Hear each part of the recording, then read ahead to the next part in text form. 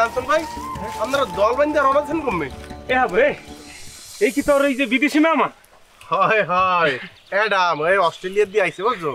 উনি কোনো প্রকার তথ্য না দিয়ে আমার সারপ্রাইজ দিবে হের ভিন্নে চলে আইছে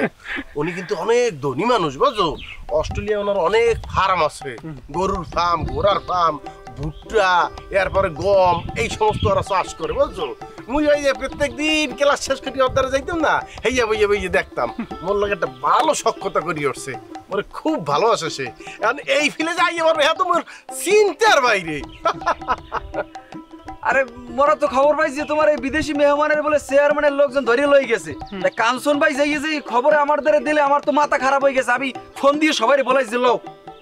আজগর একটা রফতবা করি স্যার মই সেকেন্ড চেয়ারম্যান আজকে হকগুলো লই যাইয়া আজগর একটা রফতবা করি এই খবরদার এই মিলন এই মাথা গরম করা যাইবে না বিদেশি মানুষের সামনে যদি যাই এখন আমরা সেকেন্ড চেয়ারম্যান লোক ঝগড়া বিবাদ করি তো ও দেশ থেকে না কি ধারণাটা লইয়ে যাবে যে বাংলাদেশের মানুষ ভালো না এরা শুধু ঝগড়া বিবাদ করে আরে দুই সাইডটা খারাপ মানুষের লিগে আমরা হগল বাংলাদেশের কেউ অগর সামনে খারাপ করবো হ্যাঁ দেশটার ছোট করবো কি এইটা ঠিক হইবে না না তাহলে এটা ঠিক হইব না খারাপ পরিচয় করে দিই hello madam they are all my friend they are the residents of this village and all the people of here have the very good soul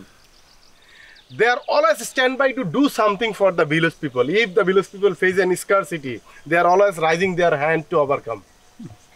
go my privilege is to meet you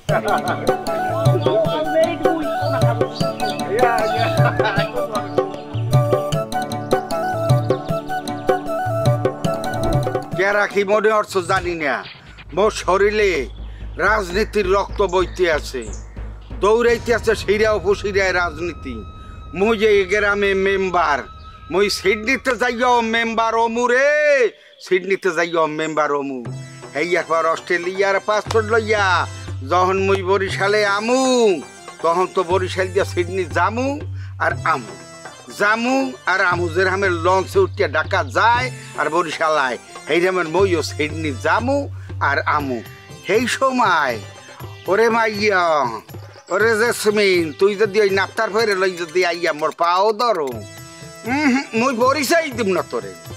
তোরে পরিচয় দিব না যে তুই মোর মাইয়া কেন যে কষ্ট মোর দেখতে ওর এই কষ্টে কি মুই আছি এখন এই কষ্টের ঠেলায় আর একটা বিয়ে করবো এখন হে বেডিরাও মোর বিয়ে হতে চায় না কি হয়েছে মোর বলে বয়স হয়ে গেছে বয়স কেমনে হয়েছে আর কি হয়েছে হ্যাঁ মুই বুঝে মহানে যদি একবার চান্স পাই সিডনি ও আল্লাহ তুমি একটা ব্যবস্থা করিয়ে দাও যেভাবেই পারো মোরে সিডনি পৌঁছাই দাও আল্লাহ ও আল্লাহ